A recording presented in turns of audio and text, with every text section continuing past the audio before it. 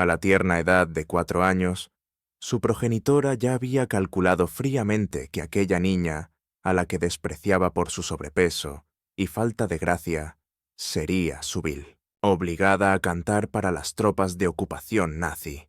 Y el horror no acabó ahí, pues al cumplir los 36 años, el hombre más acaudalado del planeta la mantenía drogada con sedantes para utilizarla a su antojo. A la edad de 53 años, su vida se apagó en la más absoluta soledad de un cuarto de baño parisino. Hablamos de la legendaria María Callas, y lo que su propia sangre le hizo no fue un simple agravio, fue un crimen despiadado que quedó totalmente impune. Estás ante la investigación prohibida que los jerarcas del mundo del espectáculo se encargaron de sepultar bajo tierra durante décadas para proteger a los culpables. Prepárate, porque hoy vamos a destapar 4 revelaciones explosivas que demolerán por completo la imagen que tenías construida sobre la gran diva de la ópera y los secretos de la divina. En primer lugar, desvelaremos las cartas privadas inéditas donde María señala con nombre y apellido a cada uno de sus verdugos, comenzando la lista increíblemente por su propia madre. Una correspondencia explosiva que su entorno familiar intentó hacer desaparecer de la faz de la tierra para que la verdad nunca saliera a la luz. En segundo lugar, la oscura realidad tras su cambio físico. Descubrirás cómo logró bajar de 100 kilogramos a 50 en apenas 12 meses y el terrible peaje que su prodigiosa voz tuvo que pagar por esa metamorfosis radical. Tercero, viajaremos hasta una lápida anónima escondida y olvidada por todos en un cementerio situado en la periferia de Milán. Ese rincón frío que María visitaba clandestinamente para llorar a su hijo, el bebé secreto que el multimillonario Aristóteles Onassis rechazó cruelmente y se negó a reconocer como suyo. Y cuarto, el documento médico que expone por fin la causa real de su fallecimiento. Una verdad incómoda que su familia mantuvo bajo llave durante 40 largos años y que reescribe totalmente el relato de sus días finales. Yo te avisaré puntualmente cuando lleguemos a cada uno de estos misterios. Si abandonas el vídeo antes del final, te perderás el capítulo que más se han esforzado en borrar de la memoria colectiva. Pero para comprender la tragedia de su muerte, primero debes ser testigo del drama de su nacimiento, porque el calvario personal de María Callas no empezó en los escenarios, sino que se desató el día exacto en que llegó a este mundo. Nos trasladamos a Nueva York. Es el 2 de diciembre de 1923. Estamos en los fríos pasillos de un hospital de Manhattan. Un matrimonio de inmigrantes griegos aguarda con angustia el desenlace de un parto sumamente complicado. La madre Evangelia Dimitriadis estruja las sábanas con los nudillos blanquecinos por la tensión.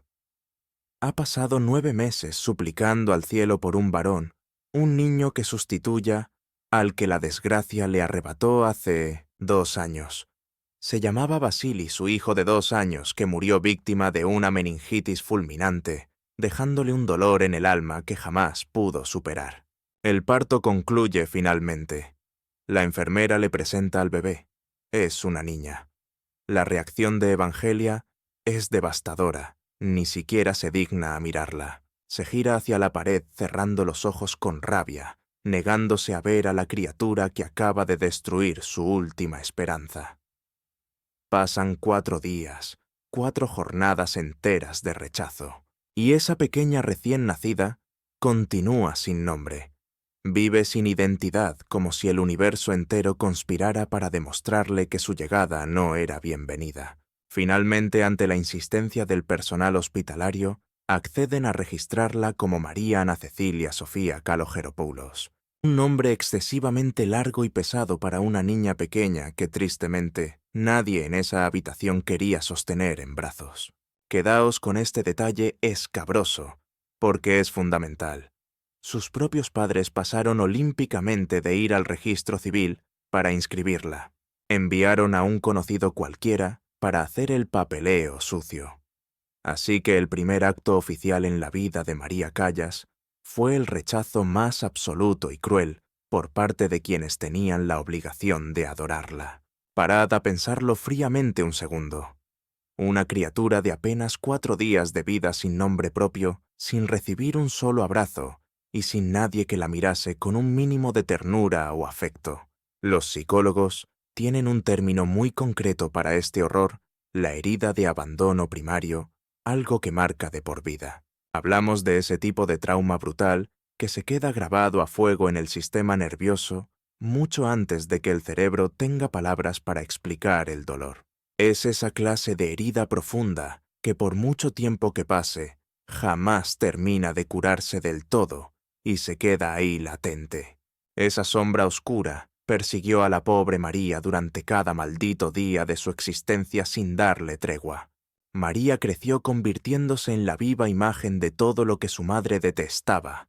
Estaba rellenita cegata, perdida con unas gafas de culo de vaso que le daban aspecto de búho tristón.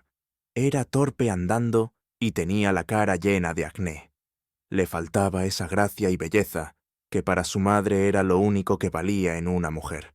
Por el contrario, su hermana mayor Jackie era harina de otro costal, parecía venir de otro planeta completamente distinto. Era la historia opuesta delgadita, con facciones de muñeca simpatiquísima y muy sociable. Vamos, la favorita indiscutible de la casa. Evangelia se gastaba el dinero en comprarle los trapos más exclusivos, la peinaba con una dedicación obsesiva y la paseaba por ahí, exhibiéndola como si fuese un trofeo de caza. Mientras tanto, María era el cero a la izquierda, la oveja negra, la decepción con patas, que le recordaba a diario que el destino no le había dado el hijo varón que ella creía merecerse, por derecho divino. Muchísimos años más tarde, cuando ya era la diva indiscutible de la ópera mundial, María soltó una bomba informativa. Se confesó en una entrevista brutal para la revista Time y dijo unas palabras que son capaces de helarle la sangre a cualquier madre con corazón. Dijo textualmente: «Mi hermana era la guapa, la delgada y la amable. Mi madre siempre la ponía en un pedestal. Yo era el patito feo, gorda patosa y sin amigos. Es de una crueldad infinita hacer que una cría se sienta fea y un estorbo». Imaginaos el percal, una mujer adulta en la cima del éxito, reviviendo con amargura el rechazo de su niñez. Aquella herida seguía supurando, nunca llegó a cerrarse por muchos aplausos que recibiera. Pero ojo que cuando María cumplió 4 años, Evangelia descubrió algo que daría un vuelco radical a la situación. La niña cantaba y su voz no era normal. Aquello era un torrente bestial, un fenómeno de la naturaleza, algo que los profesores de música no habían escuchado en décadas. Una voz que parecía bajada de otro mundo. Y justo aquí es donde la trama pega un giro dramático que explica todo el calvario que vendría después en su vida. Evangelia no vio a una hija con un talento especial. No vio un don precioso que había que cuidar y regar con cariño maternal. Lo que vio fue un cheque en blanco, una mercancía rentable, su billete de salida, para escapar de ese matrimonio ruinoso con George y de la vida gris y pobre en Queens que odiaba con todas sus fuerzas. A partir de ese fatídico instante, la inocencia de la infancia de María se hizo añicos para siempre. A la tierna edad de 5 años, comenzaron las torturas disfrazadas de clases de piano.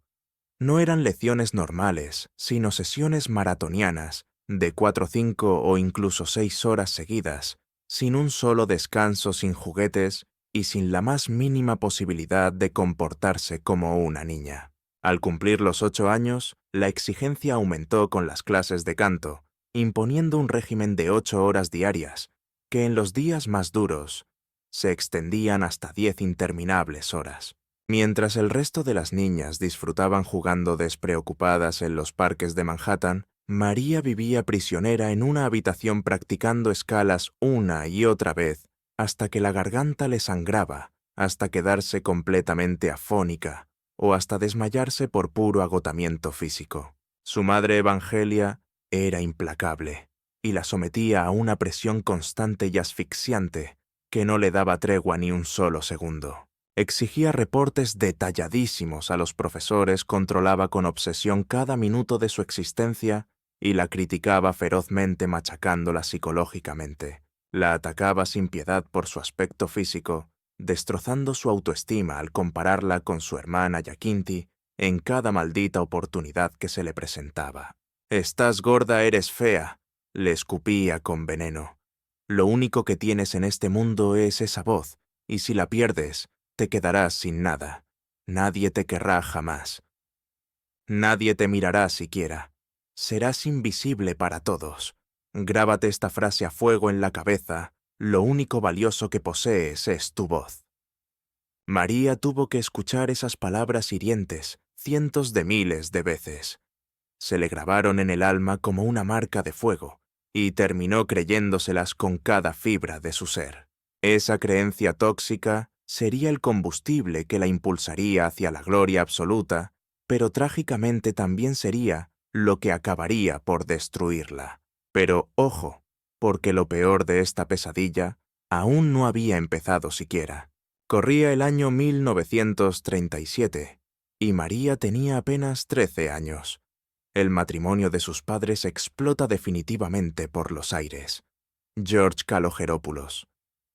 El padre farmacéutico que nunca supo muy bien cómo demostrar amor a sus hijas, se queda atrás en Nueva York. Es entonces cuando Evangelia toma una decisión drástica que marcará el resto de esta dramática historia para siempre. Se lleva a María y a Yaquinti a Grecia, concretamente a Atenas, alejándolas de su padre, lejos de América y de todo lo que conocían. Se dirigían hacia un país que en muy pocos años sería devorado sin compasión por la guerra más destructiva y sangrienta de toda la historia humana.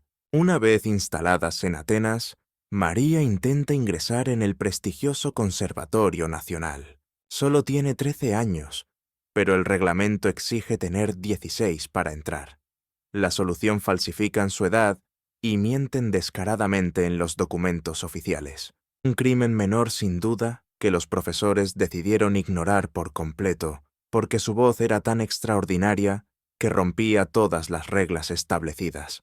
Y es justo aquí donde el destino interviene, y María conoce a la única persona en el mundo que la amaría sin condiciones ni intereses ocultos. Hablamos de Elvira de Hidalgo, una soprano española ya retirada, una mujer imponente que había saboreado las mieles de la gloria en los mejores escenarios europeos. Una leyenda viviente que ahora, lejos de los focos, dedicaba su vida entera a la enseñanza. Durante aquella audición que parecía un trámite burocrático, más Elvira oyó la voz de María y su semblante sufrió una metamorfosis radical, como si acabara de presenciar una aparición divina en medio de la sala. No pudo evitar que sus ojos se anegaran en llanto, pues su experiencia le permitió identificar lo que el resto del mundo ignoraba. Estaba ante una criatura destrozada, hambrienta de un poco de cariño, pero poseedora de un talento tan sobrenatural que la humanidad no era digna de recibirlo. Fue en ese preciso instante cuando Elvira tomó la determinación inquebrantable de cobijarla bajo su ala, convirtiéndose en esa madre sustituta que le brindaría todo el soporte emocional que la propia Evangelia le rehusaba cruelmente. Se dedicó en cuerpo y alma a instruirla en los secretos de la técnica vocal más depurada y la antigua tradición del bel canto italiano, transformando sus cuerdas vocales en un instrumento de precisión absoluta, capaz de conmover hasta a las piedras. La adiestró meticulosamente en el arte de dominar las tablas, mostrándole cómo desplazarse por el escenario con una distinción y una majestad dignas de la realeza operística. Le dio las claves estratégicas para elegir el vestuario que mejor ocultara sus kilos de más en aquella época, y le inculcó que la verdadera interpretación no solo reside en la laringe, sino en cada gesto y movimiento del cuerpo. Sin embargo, el regalo más valioso fue algo que la joven jamás había experimentado: un cariño genuino y desinteresado, proveniente de alguien que la observaba y percibía a un ser humano completo, no simplemente a una máquina de hacer dinero. Por esa razón, María siempre se refirió a ella como su verdadera madre en el arte, dado que la mujer que le dio la vida biológica solo era capaz de valorarla como un activo financiero o una inversión rentable. Lo que de Hidalgo le entregó trascendía las lecciones de música. Le ofrendó la vivencia inédita de sentirse amada sin cláusulas contratos ni letras pequeñas por primera vez en toda su existencia. Le prodigaba ternura sin exigir contrapartidas, envolviéndola en abrazos reconfortantes cada vez que fallaba una nota o cometía un error, en lugar de someterla a los severos castigos a los que estaba acostumbrada. Aunque le repetía constantemente que su valor como persona no dependía de su canto, las heridas eran demasiado profundas. María había perdido la capacidad de aceptar el amor, y la sospecha había envenenado su corazón para siempre. Ante cada gesto amable de su mentora, su instinto de supervivencia se activaba, anticipando un impacto doloroso, una puñalada por la espalda, o el instante inevitable en que le presentarían la cuenta por ese cariño recibido. Aquella sombra de recelo y desconfianza se convirtió en su compañera inseparable, persiguiéndola como un fantasma hasta el final de sus días.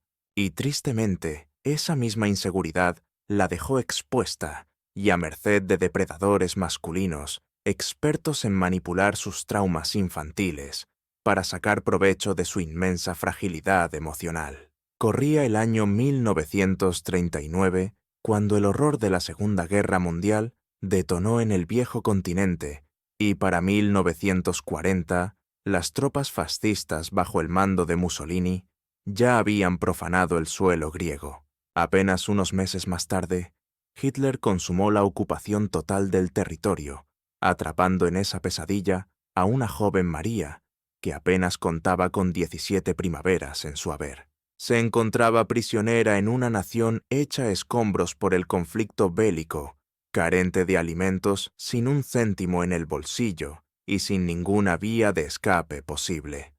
Y es justo aquí donde abordamos el primer secreto oscuro que te anuncié al inicio. Existen unas misivas desgarradoras textos que la propia soprano redactó años más tarde, como testimonio silencioso de su infierno personal. Documentos terriblemente comprometedores que su propia familia trató de eliminar y reducir a cenizas en cuanto ella exhaló su último aliento para borrar las pruebas. Papeles que permanecieron ocultos en la oscuridad hasta que la investigadora Lindy Spence logró desenterrarlos décadas después mientras documentaba los hechos para su explosiva biografía.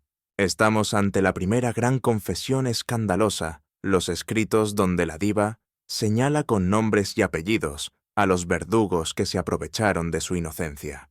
En esas líneas llenas de dolor, relata con crudeza cómo su propia progenitora la forzó a realizar actos inconfesables durante la ocupación nazi para subsistir, pues Evangelia no tenía escrúpulos para obtener lo que deseaba. Agárrense fuerte, porque hoy vamos a destapar la verdad oculta sobre las raciones de combate, analizando con lupa las enormes diferencias entre lo que se llevaban a la boca los soldados alemanes y el menú de los italianos. Ciertos biógrafos ya conocían los trapos sucios de esta historia, pero era un secreto a voces que muy pocos tenían las agallas de destapar, especialmente lo que esa mujer intentó hacer con sus propias hijas. Fue la escritora Lindsay Spence quien finalmente puso los puntos sobre las íes en su libro. La realidad es que Callas guardaba un rencor profundo y totalmente justificado hacia su madre. Y no era para menos, pues su propia progenitora intentó ofrecerla como moneda de cambio a los soldados nazis, simplemente para conseguir algo de comida. La misma María dejó testimonio escrito de cómo su madre la arrastraba a las reuniones con los oficiales alemanes, obligándola a sentarse en el regazo de esos hombres y permitiendo que la manosearan a su antojo. Todo ese infierno por unas miserables latas de conserva, por raciones militares negociando la delgada línea entre morir de inanición o sobrevivir 24 horas más. Tened en cuenta que María tenía apenas 17 años, era virgen, y no dejaba de ser una niña inocente que soñaba con triunfar cantando en la Scala de Milán. Visualizad la escena porque pone los pelos de punta, una adolescente con sobrepeso y acné atrapada en las rodillas de un soldado enemigo. Mientras ese hombre le mete mano donde no debe, su madre observa fríamente desde el rincón de la habitación. Estaba allí calculando mentalmente cuántas latas valía la dignidad de su hija, tasando el precio exacto de cada caricia forzada que sufría la chiquilla. ¿Y sabéis cuál era la excusa de Evangelia para tal atrocidad? La pura supervivencia. Le repetía a María que si no pasaban por el aro se morirían de hambre. «Hazlo por tu hermana, hazlo por mí», le insistía.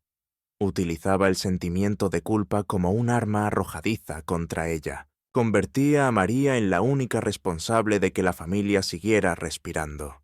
Imaginad a una niña de 17 años cargando sobre sus hombros el peso de mantener con vida a su madre y a su hermana. Esto tiene un nombre técnico en psicología: parentificación. Consiste en obligar a un hijo a asumir el rol de adulto cuidando de sus padres, en lugar de recibir los cuidados que merece, de sentir cualquier tipo de protección o amparo. María experimentó esa carencia afectiva de la manera más brutal y descarnada posible. Sin embargo, en medio de ese infierno, María halló una pequeña vía de escape. Se dio cuenta de que si entonaba melodías para los soldados, lograba apaciguar a las bestias, y algunos se daban por satisfechos solo con escucharla. Su canto ejercía un poder hipnótico sobre ellos, una magia capaz de borrar de sus mentes, aunque fuera por un instante, el horror de saber que se encontraban inmersos en el fango de una guerra.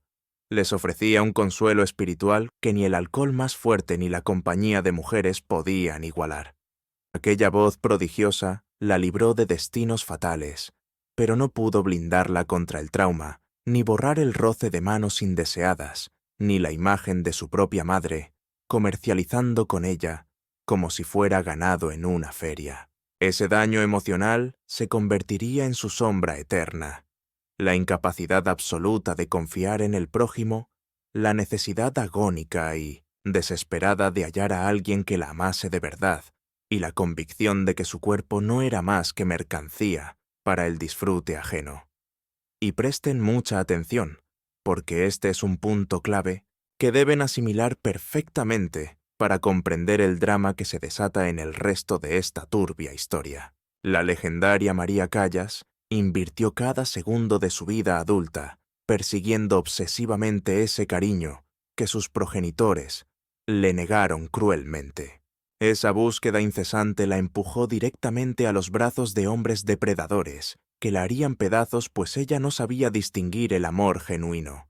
Solo conocía el uso, la explotación y el control disfrazado de afecto. Año 1945. El conflicto bélico mundial llega a su fin. María cuenta ya con 22 años y toma la determinación más audaz de su existencia, hasta la fecha huir del yugo materno.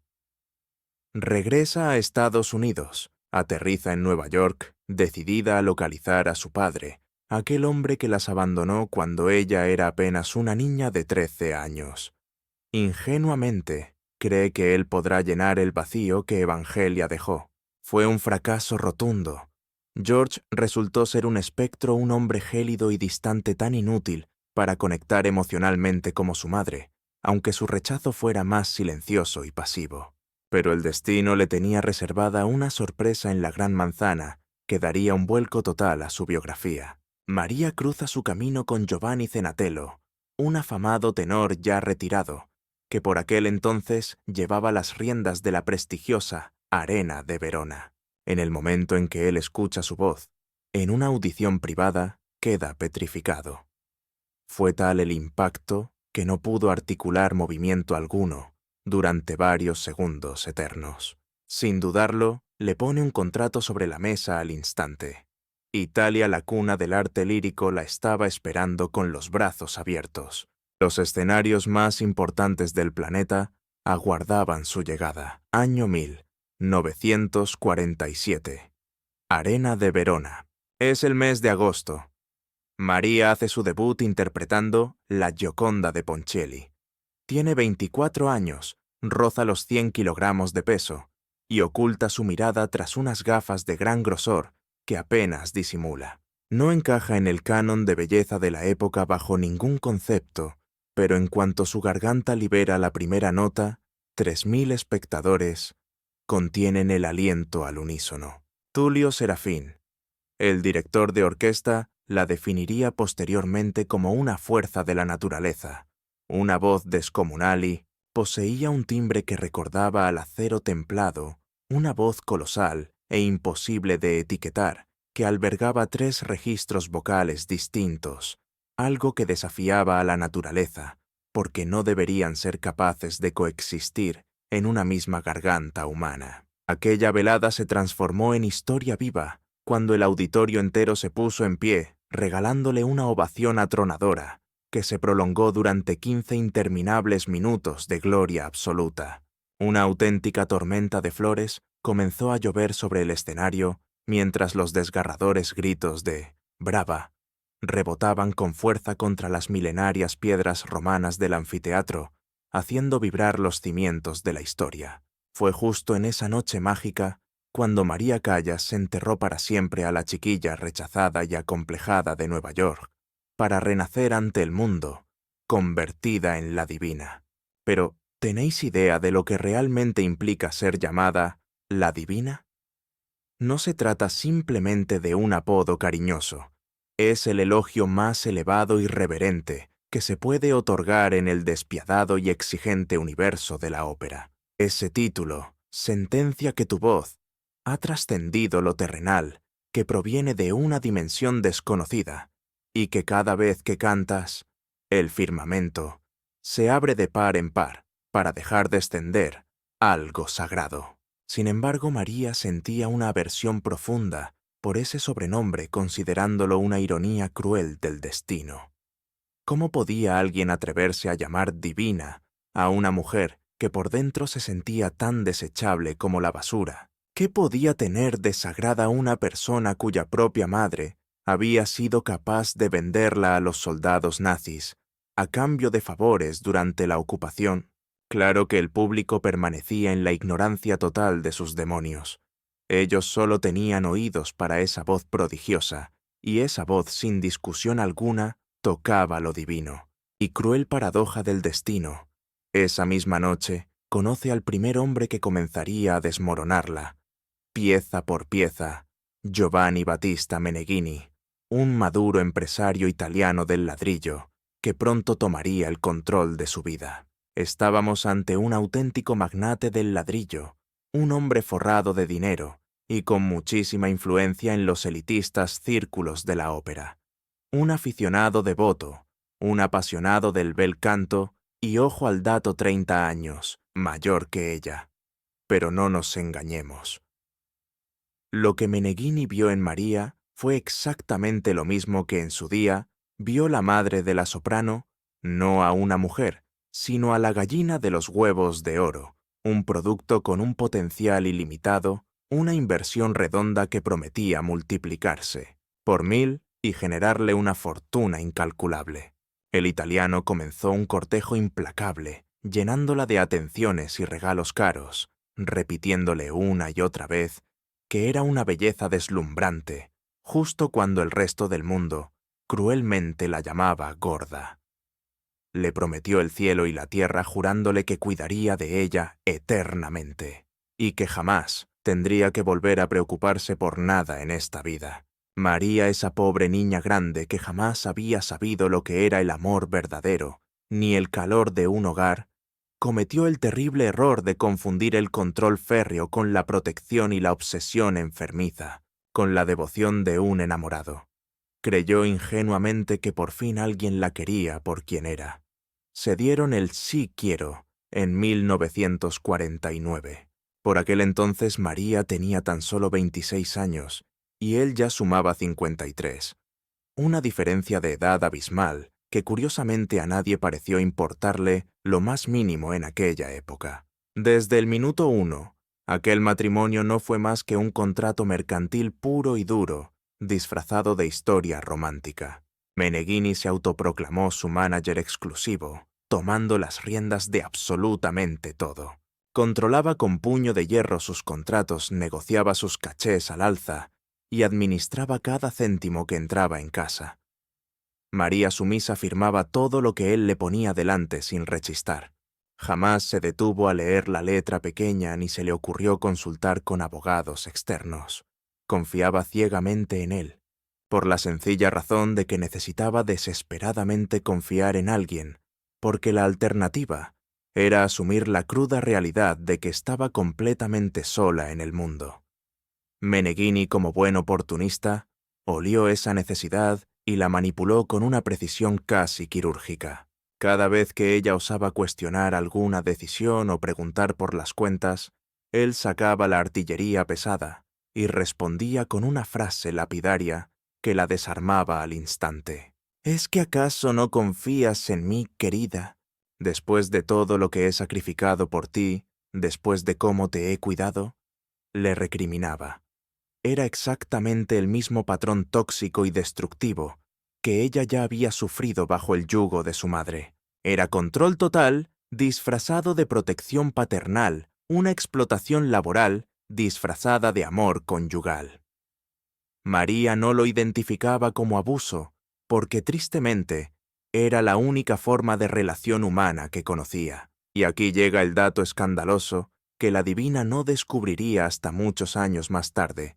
Cuando el daño ya era irreparable, Meneghini lo ponía absolutamente todo a su propio nombre. Las cuentas bancarias millonarias, las propiedades inmobiliarias e incluso los derechos de autor de sus grabaciones maestras. María se dejaba la piel trabajando 18 horas diarias, ensayaba hasta caer rendida por el agotamiento, cantaba en los escenarios más exigentes del planeta y su marido, mientras tanto, se embolsaba la mayor parte del botín. En una de sus cartas privadas que salieron a la luz tiempo después, María escribió una confesión devastadora que te hiela la sangre.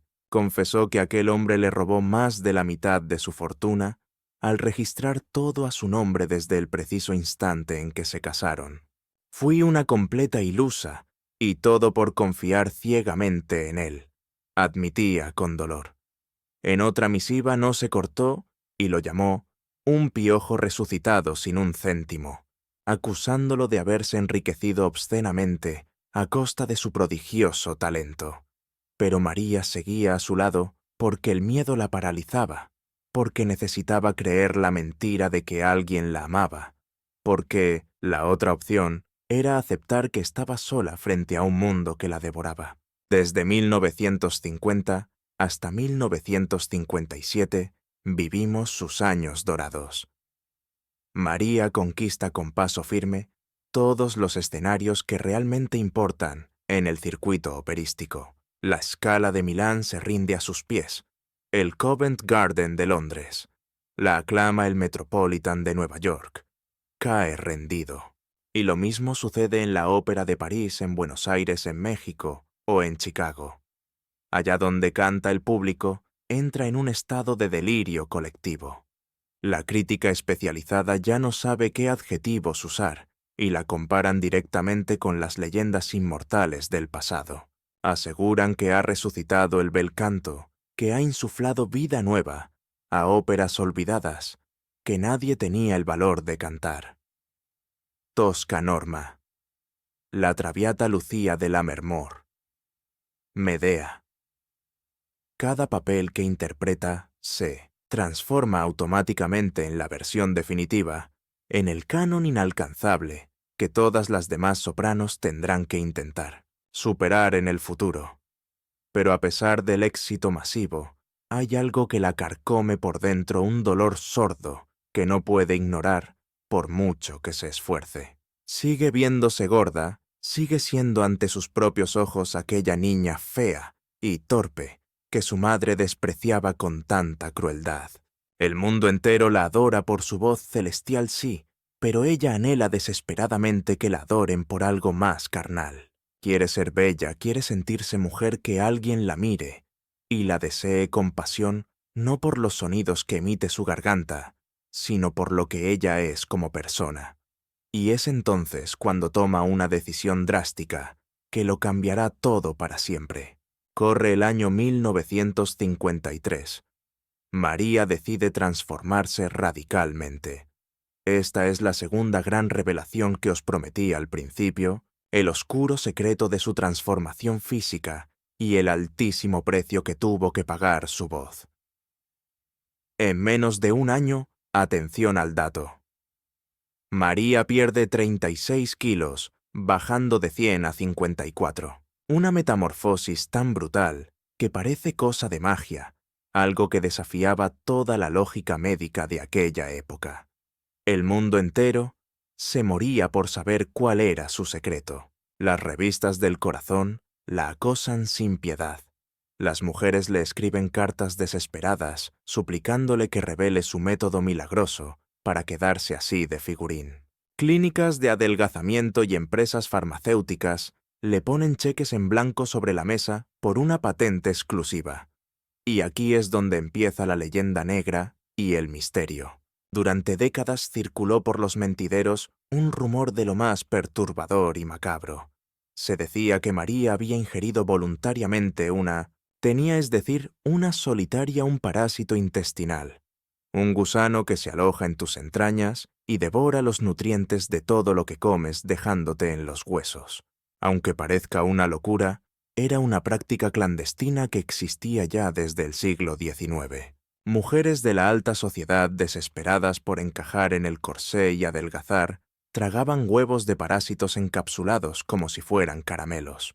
Algunas lograban perder peso rápidamente cierto, pero otras desarrollaban infecciones mortales o sufrían horrores cuando el parásito crecía sin control dentro de ellas hasta matarlas.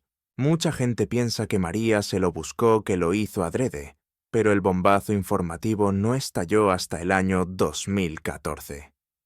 Fue Elena Possan, su fiel cocinera y sombra durante años, quien decidió tirar de la manta y contar la cruda realidad en una entrevista que nos dejó a todos de piedra. Que quede claro, María jamás se tragó la solitaria voluntariamente para perder peso. Eso es una leyenda urbana. La pobre mujer se infectó por accidente, y no una sola vez, sino en múltiples ocasiones, viviendo una auténtica pesadilla digestiva sin saberlo. Su régimen alimenticio era una auténtica locura, algo extremo, que rozaba lo patológico. Se alimentaba casi en exclusiva de carne cruda. Imaginaos comer tartar día sí y día también, o filetes apenas pasados por la parrilla sangrando en el plato. Estaba totalmente prohibido el pan, olvídate de la pasta, y ni hablemos del azúcar. Su vida se reducía a proteínas puras y vegetales tristes, sosos, y sin una gota de alegría ni condimento que les diera sabor. Possan confesó sin tapujos que ambas, tanto la diva como ella misma, acabaron infectadas de tenias repetidamente por culpa de esa obsesión con la carne poco hecha. No era glamuroso, era un riesgo sanitario brutal que compartían en silencio. Así que no fue un plan maestro y retorcido de una mente calculadora. Fue el trágico efecto secundario de una dieta salvaje impulsada por la desesperación absoluta de encajar en un canon de belleza imposible. Su marido, Meneghini, confirmó tiempo después que el menú diario de María era deprimente: trozos de carne cruda, verduras, sin aliñar, un poco de agua para tragar, y si acaso un sorbo de vino. Nada más entraba en ese cuerpo.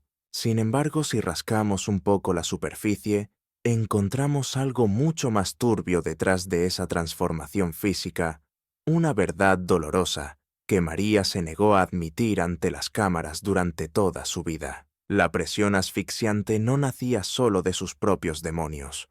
Venía impuesta por todos los hombres que controlaban su vida, una machacona exigencia masculina que la rodeaba por todas partes. Meneghini, lejos de apoyarla, le lanzaba indirectas constantes, insinuando con crueldad que su sobrepeso era un lastre, un obstáculo gigante que le impedía alcanzar la cima que él deseaba para ella. Y no era el único. Los directores de los teatros más prestigiosos le sugerían con esa falsa amabilidad venenosa que debía perder kilos si quería los mejores papeles. La industria entera conspiraba contra su autoestima. Todo el mundo le repetía como un mantra el mismo mensaje destructivo que su madre le había grabado a fuego en el alma desde niña. Estás gorda, eres fea. Lo único que vale de ti es tu voz. Una sentencia devastadora. María se consumió y adelgazó radicalmente con un solo objetivo: que la amaran. Quería demostrarle al mundo que era algo más que una garganta prodigiosa, atrapada en un envoltorio que ella consideraba deforme y monstruoso. Y para ser justos, el plan funcionó al menos en parte, y de cara a la galería. Su sacrificio físico tuvo una recompensa inmediata en el mundo superficial de la fama. Su nueva silueta de avispa le abrió de par en par puertas que antes tenía cerradas a cal, y canto llovían las ofertas millonarias. Protagonizaba todas las portadas de moda, y la admiración del público se disparó. Los hombres, esos mismos que antes la ignoraban, empezaron a devorarla con la mirada. Ya no era la soprano entrada en carnes con voz celestial. Ahora era una mujer deseable, un objeto de deseo sexual. Pero algo fundamental se quebró en ese proceso de metamorfosis. Multitud de expertos coinciden en que esa pérdida de peso tan agresiva y rápida dañó su voz de forma irreversible y permanente. Los músculos esenciales, el diafragma que sostenía su instrumento, se quedaron sin fuerza, debilitados. La resonancia única de su canto cambió de color, y su legendaria potencia comenzó a disminuir drásticamente. Esas notas agudas que antes lanzaba al aire sin despeinarse, ahora se le atragantaban y empezaron a costarle sangre, sudor y lágrimas. María estaba sacrificando su esencia. Vendió una parte de su don divino a cambio de mendigar un poco de amor. Canjeó la magia de su voz por la simple posibilidad de que alguien la mirara con deseo carnal y no solo con respeto artístico. ¿Os acordáis de la frase lapidaria de su madre? Lo único que tienes es tu voz.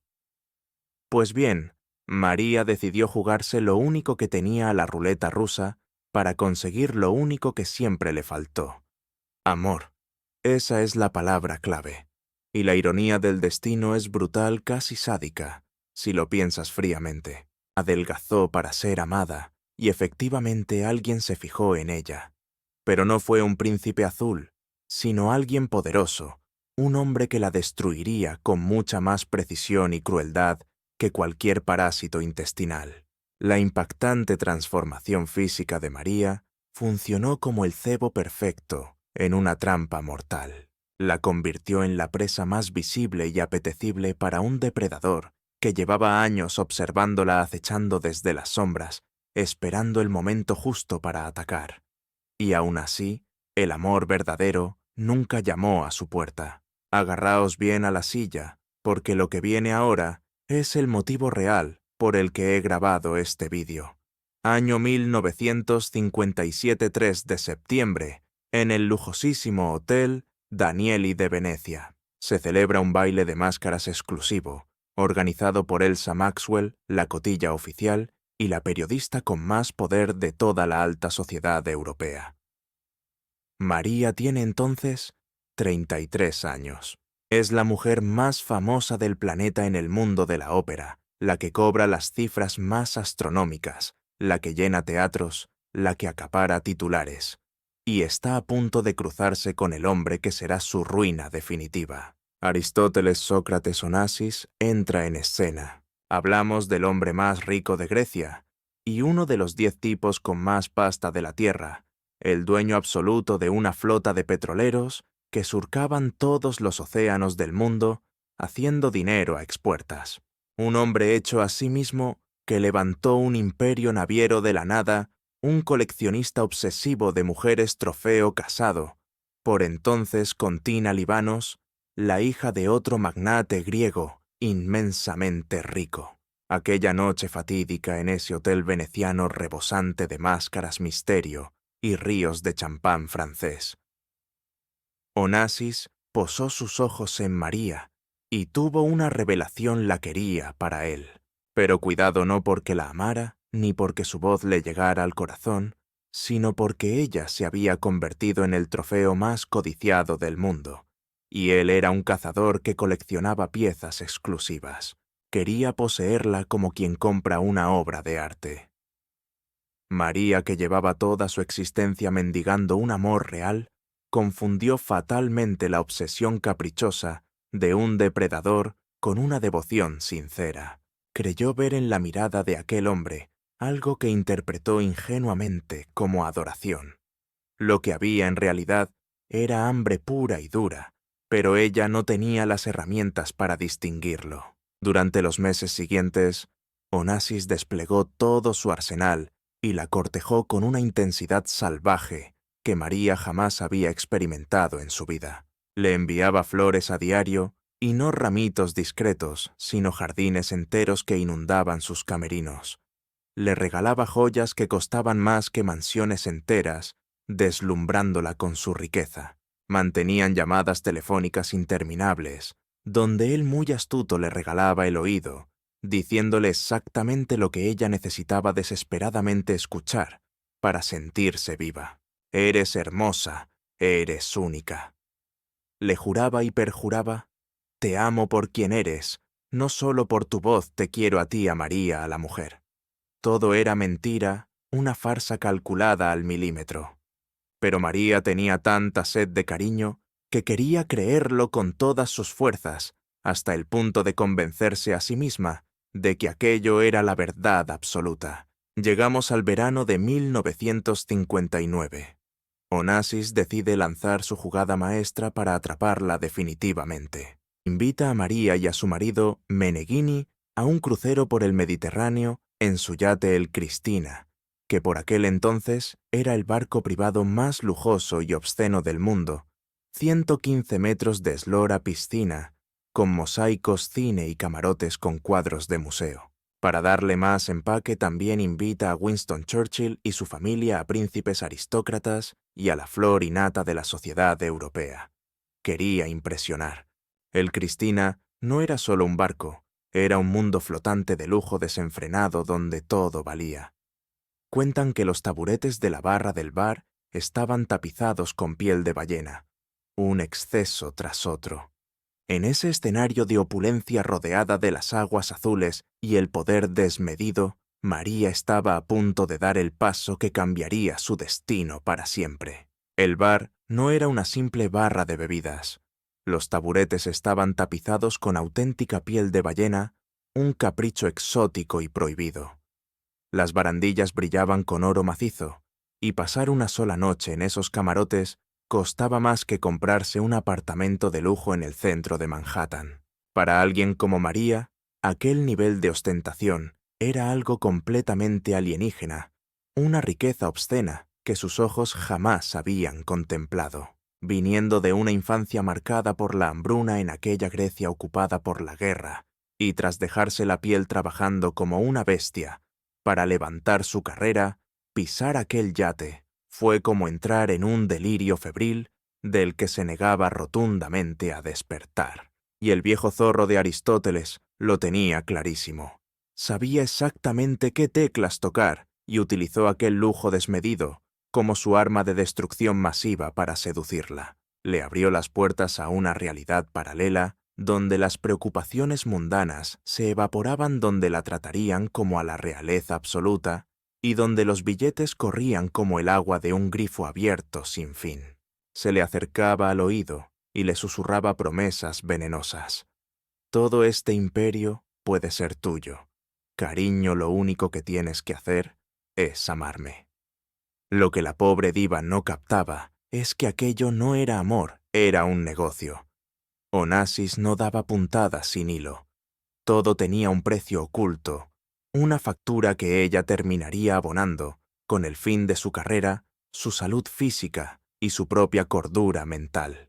Durante 3 semanas de desenfreno flotando por las aguas turquesas del Mediterráneo, se fraguó la tragedia delante de las narices de todo el mundo. Aristóteles Onassis se dedicó a conquistar a la Calla sin cortarse un pelo, exhibiendo su cortejo delante de su propia mujer Tina y frente al marido de María. Le daba igual que estuviera presente el mismísimo Winston Churchill. El decoro no iba con él, y la vergüenza tampoco.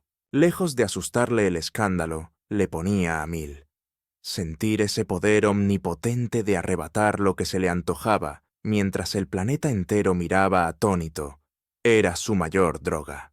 Hasta que una noche fatídica, cuando el resto de invitados dormía, la mona, Aristóteles y María cruzaron la línea roja en uno de los lujosos camarotes del Cristina, con el suave vaivén del mar Egeo como único testigo.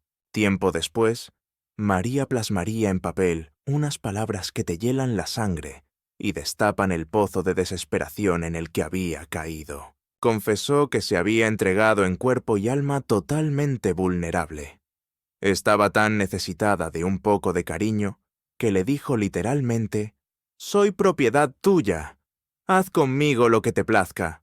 Esa frase lapidaria resume a la perfección la tragedia de María Callas, una mujer con un hambre voraz de amor, dispuesta a regalarse sin condiciones a cualquiera que le tirase unas migajas de atención. En el fondo no era más que una niña destrozada atrapada en el cuerpo de una diva adulta, buscando eternamente esa validación emocional que su propia madre le negó cruelmente. Llegamos al 3 de noviembre de 1959. Solo 3 meses después de aquel crucero maldito, María rompe oficialmente con Meneghini. Tira por la borda una década de matrimonio, renuncia a su seguridad económica y, lo más doloroso, sacrifica gran parte de su legendaria carrera operística. Se convierte en la otra, la amante oficial del magnate griego, y el mundo estalla. La prensa rosa se cebó con ella como hienas, destrozándola sin el menor rastro de piedad. La tacharon de rompehogares, la llamaron mujerzuela y traidora a un marido supuestamente fiel. Nadie tenía ni idea de que Meneghini le había estado robando a manos llenas. El público ignoraba que aquel matrimonio aparentemente perfecto era en realidad una cárcel de oro, de la que ella necesitaba escapar desesperadamente. Nadie se molestó en preguntarle su versión de los hechos. Dictaron sentencia y la condenaron. Pero a María le resbalaba todo en ese momento. Por primera vez en su existencia, sentía que el amor era real. Estaba convencida de haber hallado al hombre definitivo, aquel que la amaría con la intensidad que ella merecía. Y justo aquí, amigos, es donde el cuento de hadas se tuerce y la historia desciende directamente a los infiernos. Lo que nadie sospechaba era lo que ocurría cuando los focos se apagaban y los paparazzis se iban. Lo que ese hombre le hacía a la divina en la privacidad de sus mansiones y yates flotantes.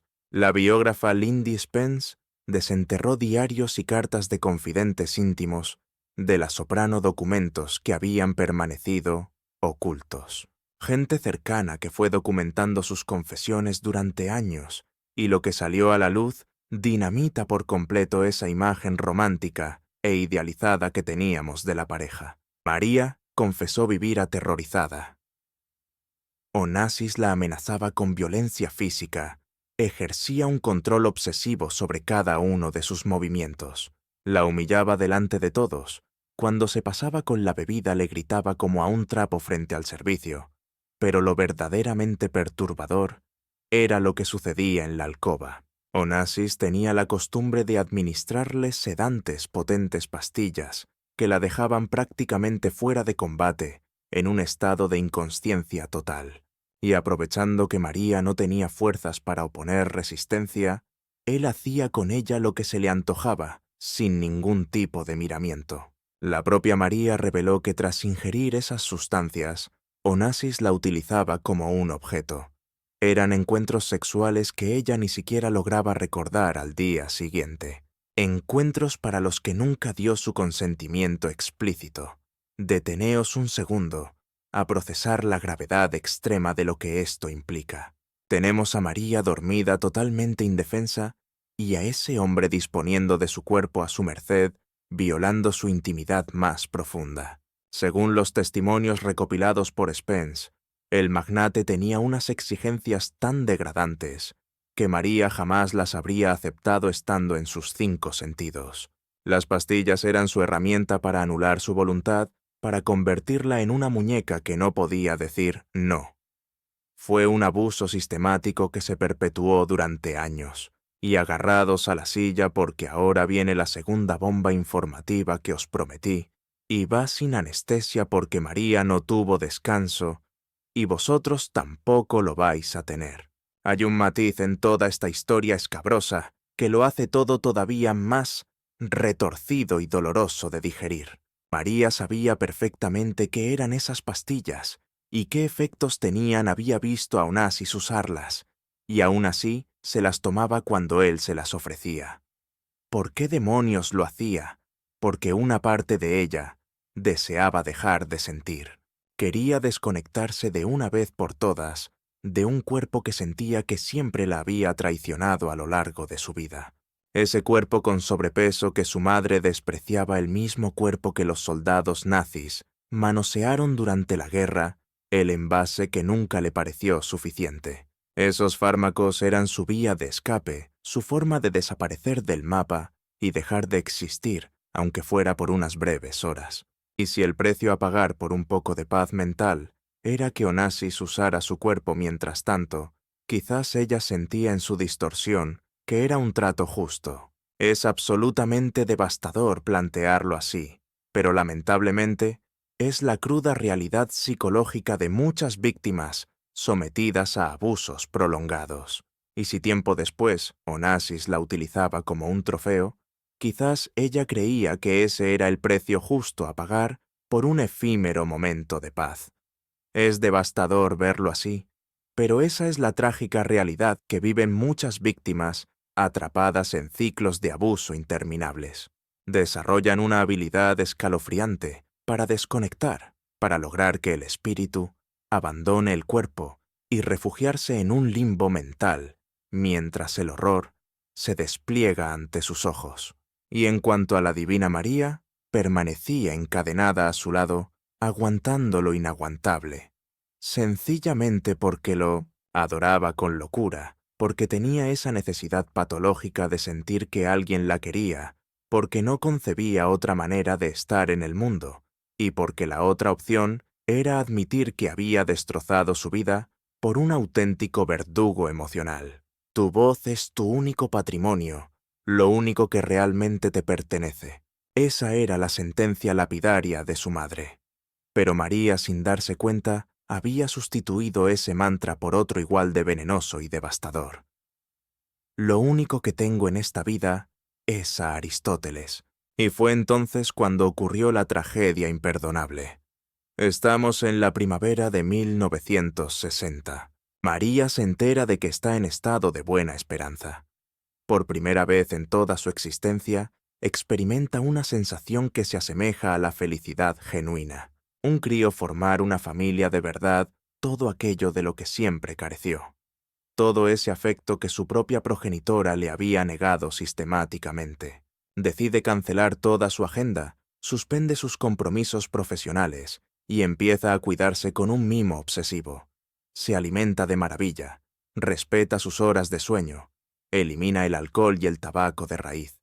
Vive y respira únicamente por y para ese bebé. Si revisamos la correspondencia de aquella época, vemos que María vuelve a hablar en tiempo futuro, algo que no hacía desde hacía años. Detalla con ilusión cómo va a decorar el cuarto del niño, baraja nombres con entusiasmo, y hasta menciona las nanas que piensa cantarle para que se duerma. Deseo entregarle todo ese amor que a mí me robaron, dejó escrito. Quiero que tenga claro desde el minuto 1 que es un ser deseado, que es bienvenido, que hay una persona en este planeta que lo va a amar sin ponerle condiciones ni pedirle nada a cambio. ¿Os acordáis de cómo arrancó su propia historia? Pasó 4 días enteros sin nombre, 4 días en los que nadie se dignó a mirarla a los ojos sin recibir un solo abrazo de consuelo. María se juró a sí misma que esta vez sería distinto. Quería destrozar ese ciclo maldito. Anhelaba ser la madre cariñosa que Evangelia jamás supo ser. Sin embargo, el magnate Onassis no compartía ni una pizca de su alegría. Más bien todo lo contrario. El griego ya tenía el cupo cubierto con sus herederos. Alexander y Cristina fruto de su matrimonio con Atina Libanos. Un hijo bastardo con su amante sería una mancha en su inmaculada imagen pública. Complicaría el reparto de la fortuna, traería líos legales. Sin miramientos, le exige a María que interrumpa el embarazo. Pero ella se planta. Es la primera vez en toda su tormentosa relación que le dice no, que saca las uñas por algo que desea, que tiene el valor de llevarle la contraria al todopoderoso armador. Y es aquí donde llegamos a la tercera gran verdad oculta que os prometí al principio. La tumba anónima en el camposanto de Milán. La historia del hijo secreto de María Callas que el mundo ignoró. El 30 de marzo de 1960, en una clínica privada de Milán, María Callas dio a luz. Se encontraba prácticamente sola en el mundo. Únicamente contaba con la presencia de Bruna Lupoli, su doncella de confianza. Onassis brillaba por su ausencia. Se había negado en rotundo a acompañarla, a reconocer la paternidad del niño, a tener cualquier tipo de vínculo con lo que él denominaba, despectivamente, esa complicación. El parto fue un infierno. María estaba en su 8º mes de gestación. Había logrado la proeza de ocultar su embarazo a los paparazzis. Nadie sabía nada. El bebé nació prematuro, un varón con graves problemas para respirar. Tuvieron que trasladarlo de urgencia a otro centro hospitalario con mejor equipamiento técnico. María se quedó postrada aturdida por la anestesia sola en una fría cama de hospital, aguardando noticias que le helarían la sangre. Cuando recobró la consciencia, el médico le comunicó lo peor que una madre puede escuchar. Su pequeño había fallecido. Una insuficiencia respiratoria fulminante. Apenas sobrevivió unas pocas horas. María jamás pudo verle la carita, nunca pudo estrecharlo contra su pecho.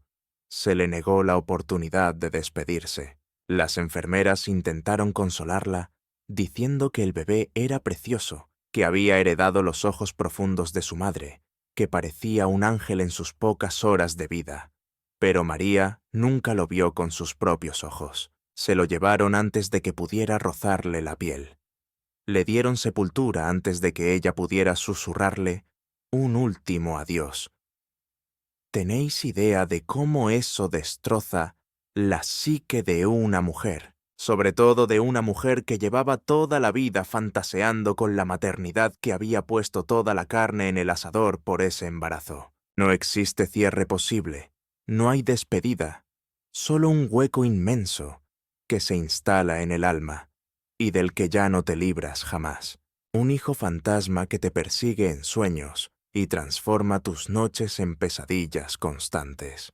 Al niño lo enterraron en un cementerio a las afueras de Milán. No lo registraron con el apellido Onassis, ni siquiera como hijo de Callas. Lo inscribieron como Omero Lengrini, un nombre y apellido falsos para tapar las vergüenzas de los poderosos y evitar el escándalo. Ferruccio Mezzadri, el leal chofer de María durante años, desveló en sus memorias un detalle que parte el corazón. María acudía a visitar esa tumba clandestinamente, amparada por la oscuridad de la noche, para que nadie la descubriera. Llegaba en un vehículo con las lunas tintadas, caminaba hasta la pequeña lápida, sacaba un pañuelo de encaje fino, limpiaba el polvo con una ternura infinita y se ponía a cantar. Entonaba romanzas de Puccini, arias de Verdi, las mismas joyas que la habían encumbrado, pero ahora las interpretaba, para un público de una sola persona, para un hijo que nunca pudo oírla en vida. Imaginad la escena, la voz más prodigiosa del siglo, en un cementerio lúgubre de la periferia milanesa, cantándole a una tumba que ni siquiera llevaba su verdadero nombre. La realidad es que María nunca se recuperó de aquel golpe tan brutal. Algo fundamental se rompió dentro de ella para siempre. Se le agotó la esperanza, perdió la capacidad de creer en un mañana mejor y la razón para seguir peleando. Onassis, aquel hombre que engendró al pequeño que yacía sin vida, continuó tratándola con la frialdad de quien manipula un simple objeto decorativo.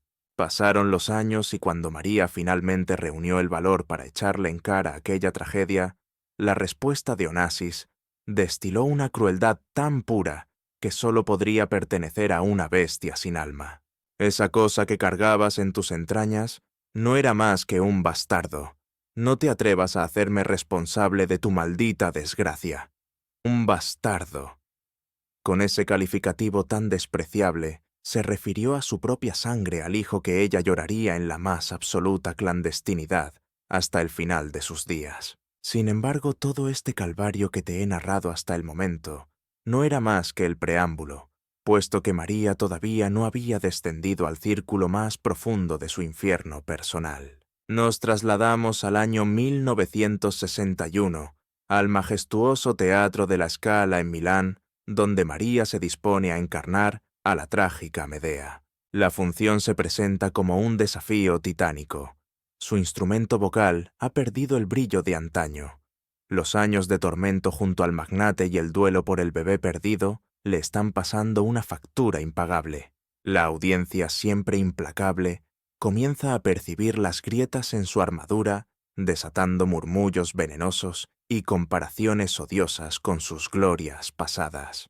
Justo a la mitad del primer acto, en el instante en que Medea maldice la traición de Jasón, el patio de butacas estalla en silbidos y abucheos, materializando el sonido que aterroriza a cualquier intérprete. Era el ruido del rechazo el miedo más profundo de todo aquel que se sube a un escenario. No obstante, la divina reaccionó con una genialidad que solo ella poseía. Se aferró al texto del libreto justo donde su personaje grita: «Cruel, te lo he entregado todo», y lanzó esas palabras como dardos envenenados, directamente hacia el público, con una furia que trascendía la actuación y un dolor que brotaba de las entrañas de su propio ser herido. En ese segundo eterno, la frontera que separaba a María de la hechicera Medea se desvaneció por completo ante los ojos de todos. Ya no estaba fingiendo ser una mujer traicionada para el deleite de los espectadores. Estaba encarnando la traición misma en carne viva. Cada sílaba salía de su garganta cargada con el plomo de su propia madre vendiéndola, de Meneghini explotándola, de las violaciones sistemáticas de Onassis y del hijo fantasma que jamás pudo acunar en sus brazos. El teatro quedó sumido en un silencio sepulcral. 3000 almas contuvieron el aliento al unísono, para luego estallar en una ovación atronadora que sacudió los cimientos del recinto durante 10 largos minutos. Los allí presentes comprendieron que no asistían a una ópera, sino al desnudamiento espiritual de María Callas ante una multitud de extraños. Fue el acto más heroico, valiente y desgarrador que un artista puede cometer sobre las tablas, pero los aplausos, por intensos que fueran, no podían reescribir la realidad. Su voz se marchitaba sin remedio y su carrera declinaba mientras ese cuerpo que tantas veces fue su enemigo volvía a traicionarla. Llegamos a octubre de 1968. María cuenta ya con 44 primaveras a sus espaldas. Una mañana cualquiera en París, al hojear la prensa junto a su café, descubre que su existencia tal como la conocía ha llegado a su fin de golpe. Aristóteles Onassis contrae nupcias con Jackie Kennedy, la viuda del presidente asesinado, el epítome de la elegancia americana, y sin duda la mujer más célebre de Occidente. El armador griego no tuvo la decencia de avisarle ni una llamada, ni la más mínima cortesía humana de advertirle antes de que el titular le estallara en la cara. María recibió la noticia como cualquier transeúnte anónimo, sintiendo como 9 años de su vida se reducían a la nada más absoluta. Visualiza por un momento esa escena María en la soledad de su apartamento parisino, abriendo el diario y viendo cómo su universo colapsa en una fotografía en blanco y negro. Las imágenes escupían felicidad mostrando a un Onassis radiante y sonriente del brazo de Jackie. La fastuosa ceremonia en la isla de Escorpios, los invitados de la alta sociedad, el champán, las flores, y María, que había inmolado su carrera, enterrado a un hijo y soportado vejaciones por ese hombre, no estaba allí. Para él, María había dejado de existir, borrada de la historia, y de su memoria como si jamás hubiera respirado a su lado. Fue Alexander, el propio hijo de Onassis, quien resumió aquel enlace con una frase lapidaria que pasaría a la posteridad. Es la transacción perfecta, mi padre colecciona apellidos ilustres, y Jackie colecciona fortunas incalculables. María quedó aniquilada, expuesta al escarnio público, y desechada por el único ser por el cual había renunciado a su voz, a su maternidad y a su propia dignidad. Primero perdí los kilos, después se me fue la voz, y ahora he perdido a Onassis, le confesó entre lágrimas a un periodista que la descubrió derrumbada, en una cafetería de París. 3 frases simples que condensaban la tragedia griega de toda la biografía de María Callas. En 1969, el cineasta italiano Pier Paolo Pasolini intenta lanzarle un salvavidas. Le ofrece protagonizar Medea, pero en una versión cinematográfica sin canto. Un papel puramente dramático, una oportunidad de oro para reinventarse desde cero. María acepta el reto. El rodaje en Turquía fue brutal. Trabajó hasta la extenuación, llegando a desmayarse bajo el sol abrasador del desierto. Aunque la película vio la luz, la recepción fue gélida. Los críticos argumentaron que la obra se sostenía solo por la combinación de 2 genios creativos, pero no fue suficiente para resucitar su carrera artística. Hacia 1974. María intentó una última y desesperada gira mundial junto a Giuseppe Di Stefano, un tenor que también fue su amante en el pasado. Eran 2 viejas glorias, 2 monumentos en ruinas, tratando de capturar un esplendor que se había esfumado para siempre. El resultado fue un fracaso artístico doloroso. Con una voz que temblaba y fallaba, el público que una vez la adoró como a una diosa, ahora la observaba con una pena infinita. Los críticos se lanzaron a la yugular, destrozándola sin miramientos. Aquella fatídica despedida tuvo lugar el 11 de noviembre de 1974 en Sapporo, Japón, el rincón más remoto del planeta que pudo encontrar. Esa velada sobre las tablas de un teatro al otro extremo del globo, la divina, ofreció su voz al público por última vez en la historia. A sus 50 años, María era plenamente consciente de que el telón había caído para siempre. Nos trasladamos a París, año 1975. La diva se atrinchera en su lujoso refugio de la avenida Georges Mandel. Es un piso inmenso, casi obsceno por su tamaño, con vistas al Trocadero, que se siente demasiado vasto para un alma tan solitaria. Su círculo se reduce drásticamente. Sus 2 leales sirvientes, Ferruccio y Bruna, junto a sus caniches, son los únicos testigos de su decadencia. Cierra las puertas a cal y canto, ignora el teléfono y se va desvaneciendo poco a poco hasta convertirse en un espectro en vida. Empieza una peligrosa danza con la automedicación, abusando de los mismos sedantes que Onassis solía compartir con ella en sus días de desenfreno. Ahora son su única vía de escape para anestesiar el dolor, para caer en un sueño profundo sin pesadillas y huir de los recuerdos que la atormentan sin piedad. La dosis de somníferos aumenta progresivamente.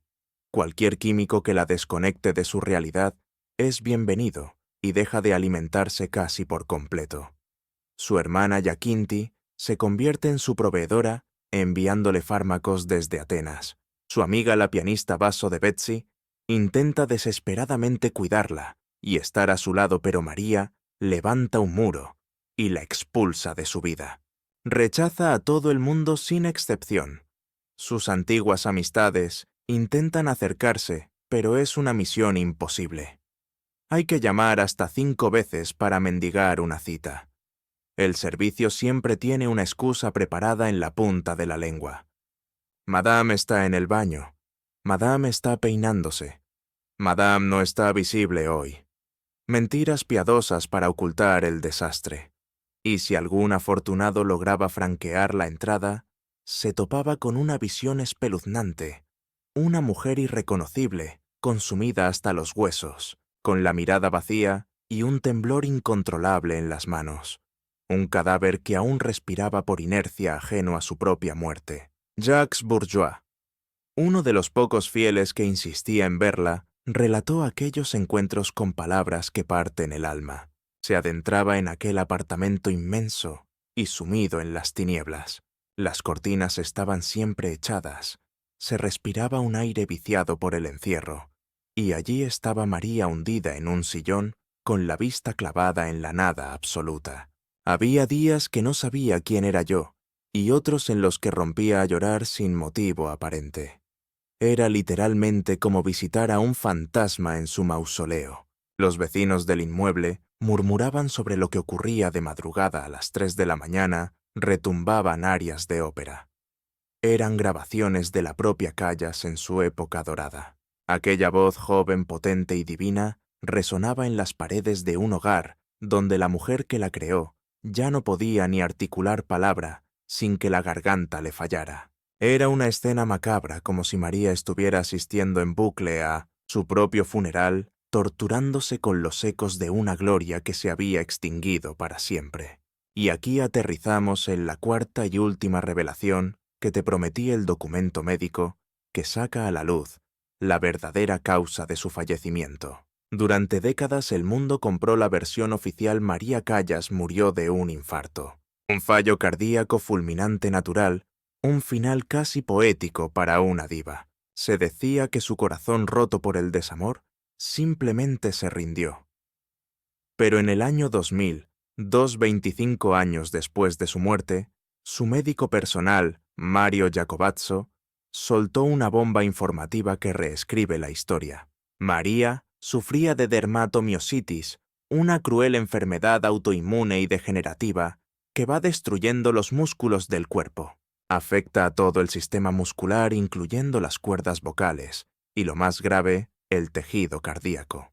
El tratamiento exigía dosis masivas de corticoides e inmunosupresores de por vida, unos fármacos que en una cruel ironía del destino también terminan dañando el corazón a largo plazo.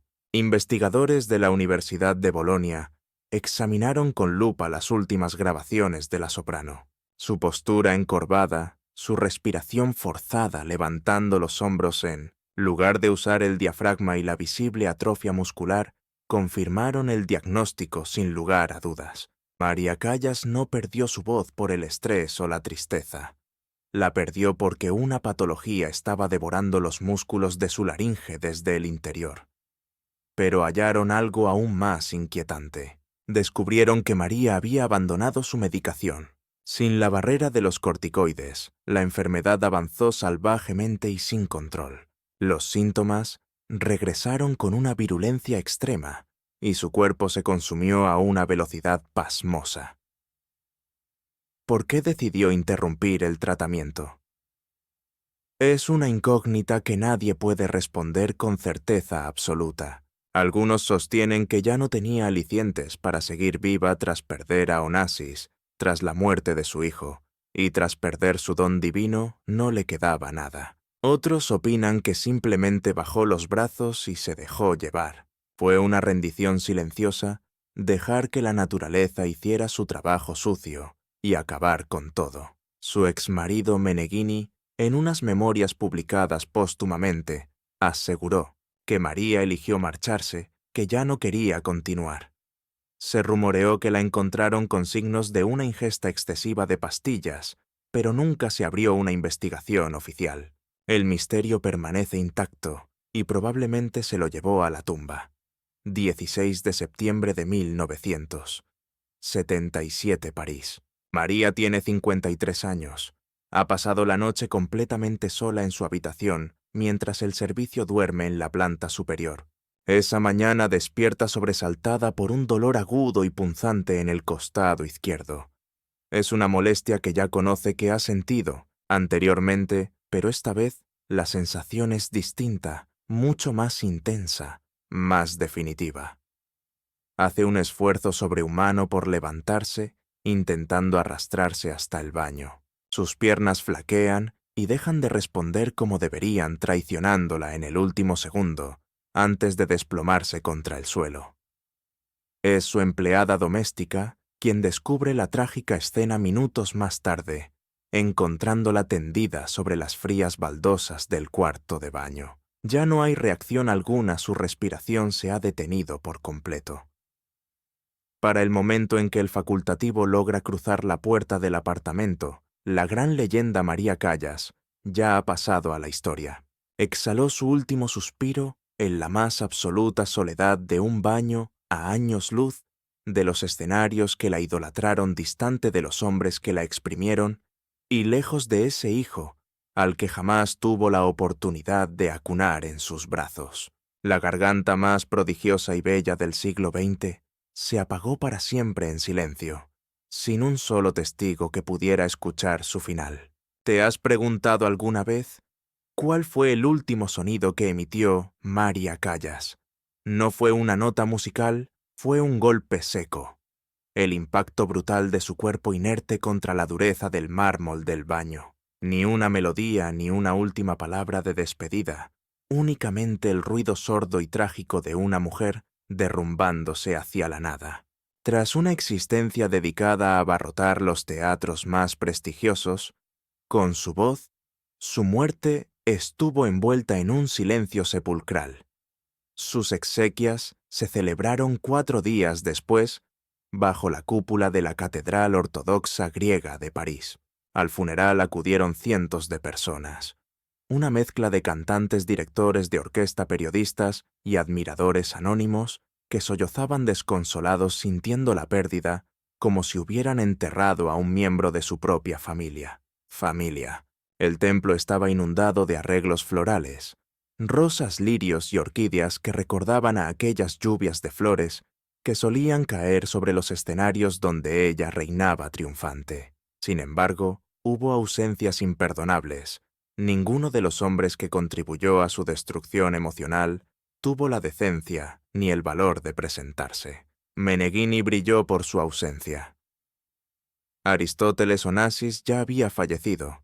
Para entonces es cierto, pero su viuda Jackie tampoco se dignó a hacer acto de presencia. Ni uno solo de los empresarios y magnates que amasaron fortunas incalculables a costa de su talento se molestó en asistir para darle el último adiós. Solo permanecieron fieles sus verdaderos devotos, aquellos que la amaban desde la distancia, los que jamás la tocaron, los que nunca la utilizaron como trofeo, ni la traicionaron por la espalda. Su cuerpo fue incinerado en el célebre cementerio de Père-Lachaise y sus cenizas fueron depositadas en un columbario. Todo el mundo pensó que allí descansaría finalmente en paz, pero ni siquiera en la muerte la dejaron tranquila. Apenas unas semanas después, ocurrió lo impensable. Alguien profanó el nicho y robó la urna con sus cenizas. La encontraron abandonada días más tarde, tirada en un rincón olvidado del camposanto. Nadie sabe quién perpetró tal acto ni por qué motivos. Finalmente, para evitar más ultrajes, se tomó una decisión definitiva. Sus restos fueron esparcidos en las aguas del mar Egeo, el mar de Grecia, esa patria que su madre la obligó a adoptar, a la fuerza, la tierra de Onassis, y el lugar donde perdió a su hijo, para siempre. La realidad es que María Callas nunca conoció la paz, ni mientras sus pulmones tomaban aire, ni cuando dejaron de hacerlo. Pero el drama de su historia no concluye con su muerte. 2 años antes de partir, en 1975, María recibió una visita que no esperaba en su apartamento parisino.